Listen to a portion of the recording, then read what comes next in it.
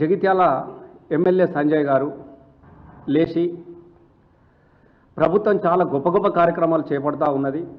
6 గ్యారెంటీలు అమలు అయిపోయినాయి.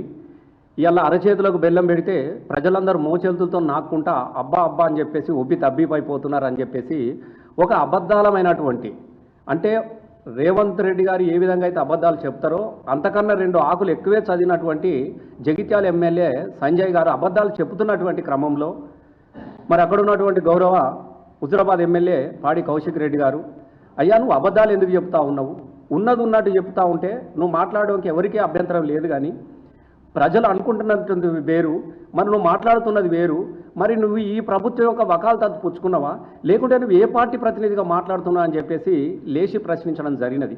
దానికి సంజయ్ గారు ఊగిపోతూ చాలా అసభ్యకరమైనటువంటి పదజాలను ఉపయోగిస్తూ మాట్లాడుతున్నటువంటి క్రమంలో అక్కడ పాడి కౌశిక్ రెడ్డి గారు సీరియస్గా ఒకటే సూటి ఒక మాట అడిగినారు.